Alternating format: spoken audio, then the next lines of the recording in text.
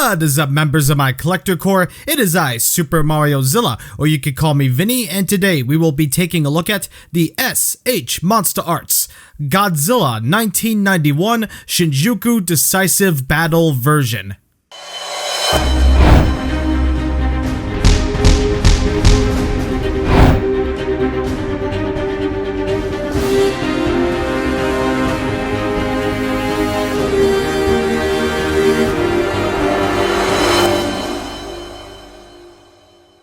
The figure was revealed after Mecha King Ghidorah Decisive Battle version's release. However, the 91 suit used for the figure was the Shinjuku version and not the more popular Hokkaido version, which fans found questionable, and found even more questionable after release. The community has been divided on whether this figure was good or bad. Some say it's good, some say it sucks, so on and so forth. The main reason for the figure's bad rep is the price point, which is around $100, no accessories either, which would have been forgivable if the figure was cheaper. So yeah, this figure has not received a warm welcome from the community, especially after Higher Toys revealed their version, which was the Hokkaido version as well. Is this a good figure regardless of the price, or is this another dud in the line? Well, let's see if this figure is worthy of a spot on your Heisei Godzilla shelf. So because this is another version of the 91 suit, things may seem off, but nothing is downright inaccurate since it's not the Hokkaido suit, it's the Shinjuku suit. I can absolutely compliment the sculpt, it does wonders. By far the best part of the figure. It seriously looks killer, and the paint is not too bad either. Some places are not very good, but not terrible. The eyes on my copy are both symmetrical and straight looking, thankfully don't look messy like on some other copies of the figure. So be aware if you get this figure, your eyes may look not very good.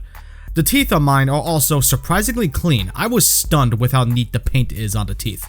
I wish they were a brighter bone yellow color, looks weird when dark like this. The inside of the mouth is painted kind of odd. It looks like a comic book aesthetic kind of paint job. It looks weird without a realistic looking Godzilla like this. An odd choice is that the face sports dry brushing. This dry brushing is not seen anywhere else on the figure, so that's really weird. It doesn't look bad on the face, but it is strangely inconsistent. No reason for it if it's not on the rest of the figure. As I said, the sculpt looks good. The claws and the nails look pretty cool, sports some nice shading, and are glossy to help make them pop. I can compliment that because it actually does look nice. The dorsal plates look pretty cool, but don't have enough white as I would have liked. Little too darker for my liking. But it doesn't look bad. Some of the mold lines are a bit too visible though, unfortunately, but that's a nitpick and the nature of the figures, unfortunately. The paint on the dorsal plates on the tail is also strangely inconsistent. What happened here? By far the worst looking part of the figure. It's not consistent and it looks stitched together from multiple copies of the figure. It doesn't look good at all. How did this happen? Shame on you, Bandai. Shame. Overall, Godzilla does look decent with some problems. As I've said, the sculpt is nice, but it's not perfect. And the paint in some places absolutely could have used some more work. So Godzilla does not have bad articulation at all. Some spots is a little bit iffy. I'll get to that when I get to that. But still, he pretty much has the same amount of articulation as, say, Bio Goji had. So it's pretty good. You can still get him in plenty of poses. So allow me to demonstrate. Head is on the ball joint right here and right here. So he can look down just about this far, and looking up, he can look pretty much all the way up. And of course, he can look side to side. Mouth can open, it is on a ball joint, so it may end up misaligned, but you can realign it, no problem. Arms on ball joints right here. You pretty much go out just about 90 degrees. Can rotate. Just be careful, you don't want to damage the sculpt. Biceps are also on ball joints. It's a little bit hard to say, sorry about that, but there you go. Elbows on ball joints, so he can bend pretty much all the way for Heisei Godzilla standards, and can go this far straight. Hands are on ball joints.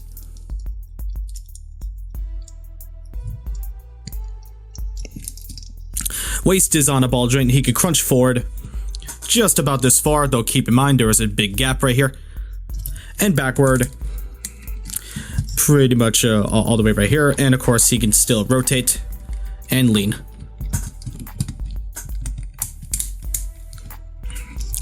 Legs are on ball joints, so he can kick forward. Not very far at all because of the sculpt. Yeah, this has the 1994 Godzilla issue where the sculpt is preventing it from getting full range. So, I don't know why they did that. It's not as bad as Godzilla 1994, which came out like a while, years ago. But still, that's really, really odd why they did that. Because BioGoji did not have this problem. It did not have this problem. And he doesn't kick his legs completely straight either, so it's almost at an angle, mostly for this leg. I'm not sure what the hell they were thinking with that. Yeah. Splits.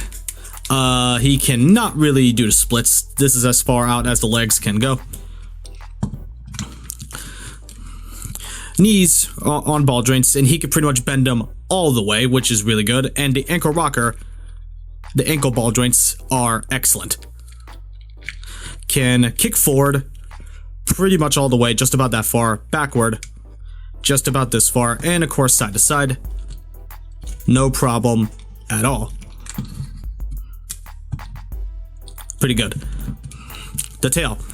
This is another iffy part, because this could very well only be on my unit, but it does like to fall apart sometimes. Yep, there you go.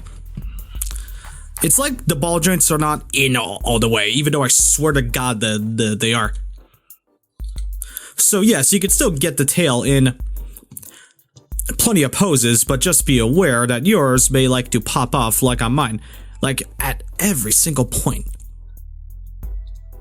Like, I'm surprised my tail has not completely fallen apart. Like, maybe I'm pushing it too far. I doubt it. But still, that could be potentially a little bit frustrating. So keep that in mind if you decide to pose the tail. So Godzilla can be in plenty of poses.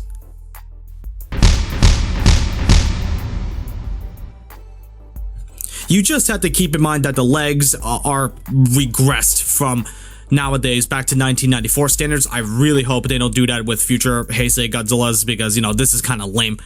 And the tail, again, it could very well only be on my unit, on my copy, so hopefully that's limited to my copy and not anybody else's because that really sucks.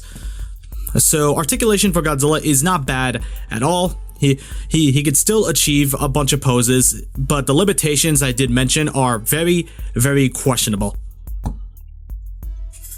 Do I even need to say it? Here's a size comparison with other figures you may or may not own. Godzilla is a standard size Godzilla MonsterArts, is at least 100 meters tall and scales nicely with other Heisei kaiju, or even other kaiju from other eras. So overall, Godzilla scales great with these guys, including his foe, Mecha King Ghidorah. So I don't think this is a bad figure, but absolutely nothing spectacular either, not winning awards.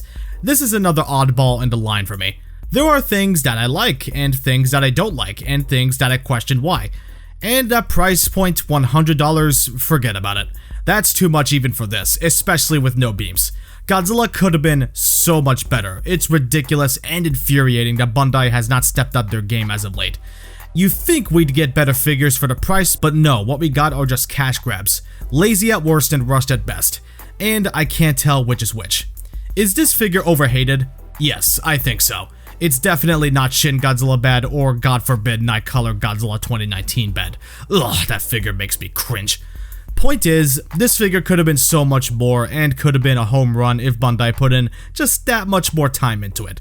Figures can be inaccurate and still be good. Gigan 2004 being a great example of this. The figure is not bad because of inaccuracies. Even though it should be, it's questionable engineering and paint choices that drag this figure back. Of course, fans should get this if you're a completionist or a diehard fan of the Heisei era of Godzilla films, but nothing to rush to the market to get if you're a casual fan. Wait for a sale. That MSRP, That ain't it, Chief. This figure gets a 7 out of 10. Again, this is a decent figure, but nothing mind-blowing. Buy this figure with caution, or wait for a Hokkaido version in the future, or get the Haya Toys version when that one comes out.